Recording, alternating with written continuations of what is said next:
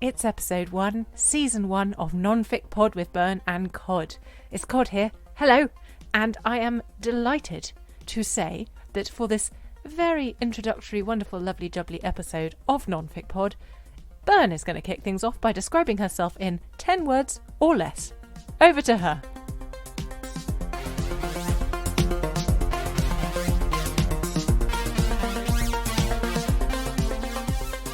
Geeky, stressed, funny, overly conscientious, can't count while talking. Was that 10? Yeah, that was 10, and that was with me. In season 1, episode 2, Georgina Lawton talks to us about the process of writing her award-winning memoir, Raceless. I would not waste so much time second-guessing myself, my writing voice. I definitely did that, and there were times where I was writing when I'd call my friends like, I can't do this. This is too much of a task. It's too overwhelming. So I wouldn't waste all that time thinking, is my voice valid? Is my story valid? Yes, it is. Just get on with it. Like, you've been paid to write this, and that's proof enough that you're good. Not that you need money just to prove that you're good at doing something, but it was definitely, like once I got the book deal, I was still questioning myself, and it's like, what is the point of that? So yeah, I would say don't waste as much time second-guessing your voice. In episode 3, we're joined by Daniel Smith, who tells us about the love letters of kings and queens. I think Napoleon and Josephine are quite intriguing as well, because that's one of the correspondences where there's an awful lot from the male figure and not a lot from the female figure. They definitely loved each other, but Napoleon might well have loved her more than she loved him. And very often his letters, he absolutely lays his soul bare for her.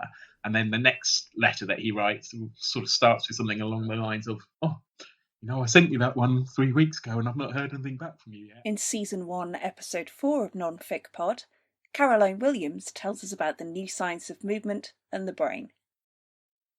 That's kind of a fairly new idea, that the part of the brain that was once thought just to do movements, it also does thinking, planning, emotional control, all these sort of things. And it's very, very fast connections. So it's a bit of the brain that looks like it's dangling off the bottom if you look at a diagram, a little sort of cauliflower type thing. But it's got these hyper fast connections all over the brain, and it just sort of fine tunes our behaviour and our movements. Moving, planning, thinking, feeling are all kind of woven together. So yeah, if we sit around trying to do the thinking and the feeling and the planning bit without the movement, then we're missing a trick, selling ourselves short a little bit. Later in the season, join Rosie Wilby, comedian, podcaster, and author of the Breakup Monologues.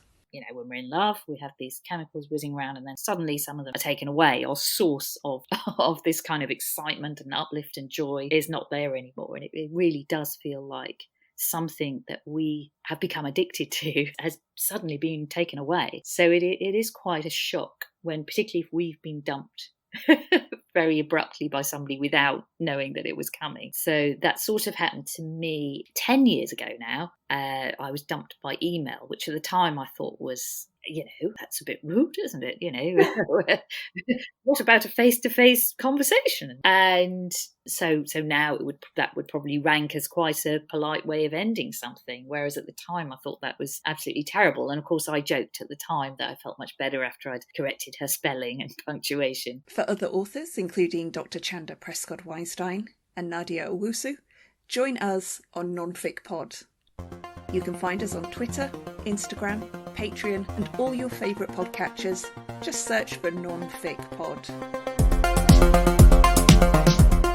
NonFicPod is brought to you by Beatrice Bazell, Emma Byrne, Georgie Cod, Felicity Quick, and Mike Wire.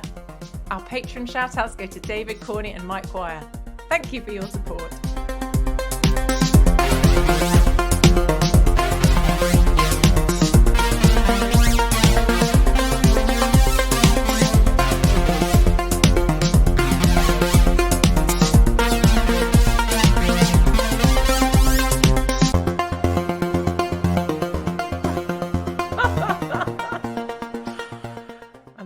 I'm loving it.